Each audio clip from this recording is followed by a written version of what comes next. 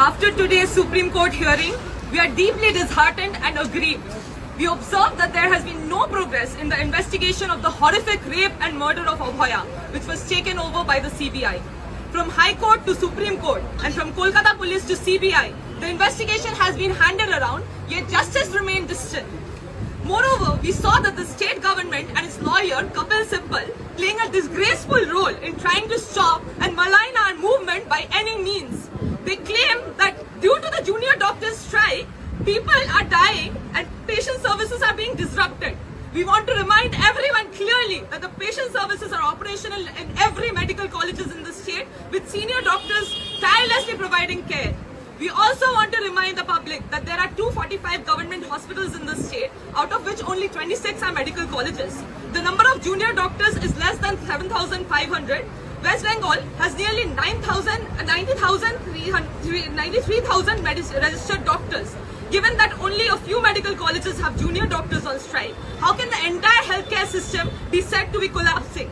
This indicates that the government is spreading falsehoods and misleading the Supreme Court.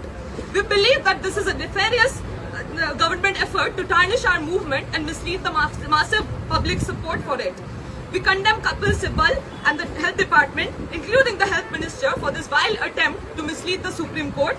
We want to remind both the government and the Supreme Court that junior doctors are not the main pillar of healthcare system. They are merely trainees. If we accept the government's statistics as true, and then if the healthcare system collapses due to the junior doctors' strike alone, it actually highlights the serious shortage of senior doctors, nurses, and healthcare infrastructure in government hospitals.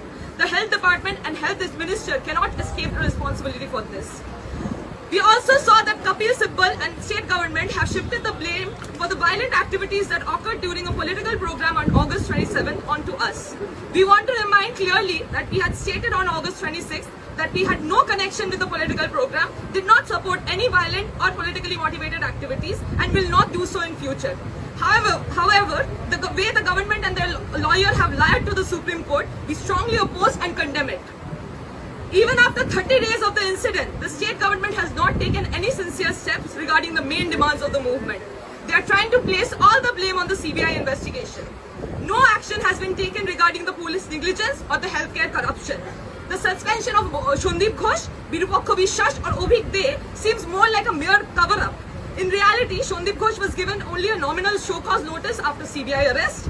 The reasons for suspension of Obhik De and Birupakha Vishwas have not been mentioned. Such big suspension orders will be challenged and taken down in court. This appears to be nothing more than a facade to pacify public anger. We demand that strict disciplinary action be taken against Shondeep Ghosh and the Health Department suspend Obhik De and Birupakha Vishwas with proper justification. From the first day of movement, we have raised demands concerning safety. We have requested separate restrooms and bathrooms for on-duty doctors, adequate security personnel, CCTV and female security personnel for women, doctors' restroom and proper security measures outside wards and OT rooms. However, we want to remind that merely increasing police presence and separating doctors' rooms will not ensure safety. Ensuring proper patient services in government hospitals is essential to guarantee the safety of doctors and healthcare workers.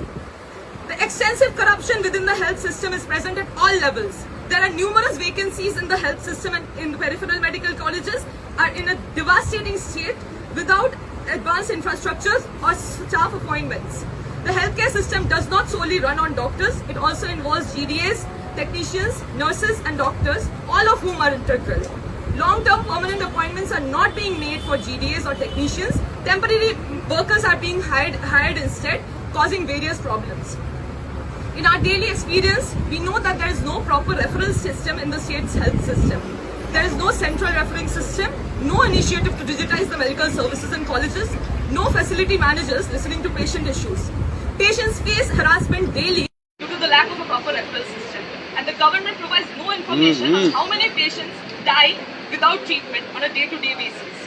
With super specialty hospitals and numerous medical colleges opening up, the situation in the workplaces remain unchanged. There is shortage of doctors, permanent nurses and healthcare workers. Most new medical colleges in the districts have minimal senior faculty and inadequate modern diagnostic facilities. We want to remind that building grand structures alone does not ensure healthcare services. A sound health policy, proper staff appointments, and genuine government intent are required. Unfortunately, we do not see such a picture.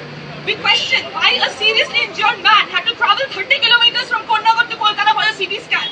And why was there no minimal CT scan facility in a nearby super specialty hospital? If the government genuinely cares about providing medical services to the poor people in district, why are district hospitals and primary healthcare systems not being revamped? We demand proper government healthcare infrastructure in each district, not mere token appointments of civic doctors and nurses. Throughout this process, the health department has taken an appalling role. It is clear to us now that the cycle of immense corruption in the state's health system and the threat politics in colleges cannot be avoided by the senior officials of the health department.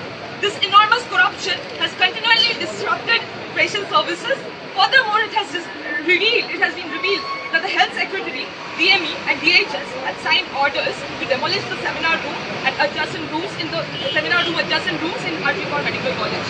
We thus demand the removal of the Health Secretary, DME and DHS and that they be brought under CBI investigation. We want to know the Health Minister's stance on the massive corruption in the Health Department. We have yet to hear any clear statement from them. We had hoped to bring about a fundamental change in the healthcare system, making it truly people-centric through our movement for Abhaya's justice.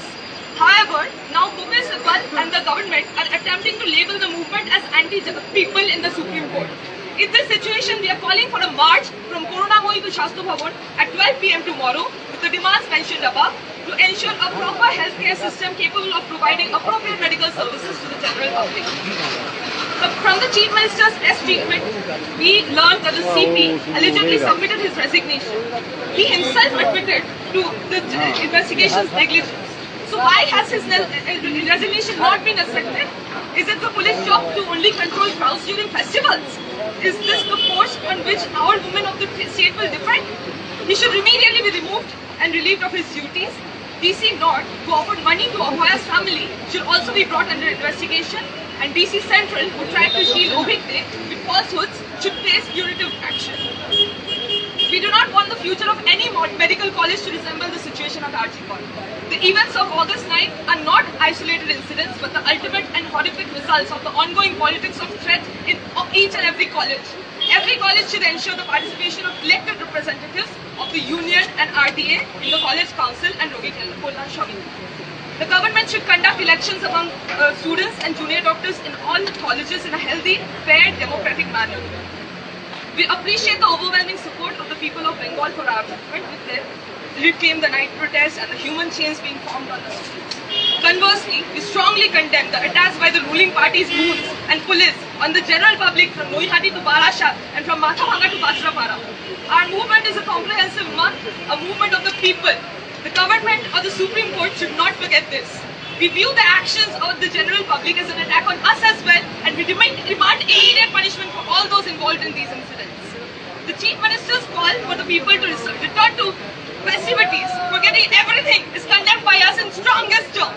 Calling for celebrations over Abhaya's unpunished cop is a blatant disgrace. It is an obscene and inhuman call for festivities before justice is served. The Chief Minister must immediately retract this statement. We also condemn the Chief Minister for labeling Abhaya's family members as liars. We want to clearly state that that if the state government addresses and fulfills our demands by 5 p.m. tomorrow, only then will we consider their request regarding this strike and going back to work. Otherwise, we will understand that the government does not wish to end this deadlock. In that case, we will hold the government responsible for the situation arising across the state.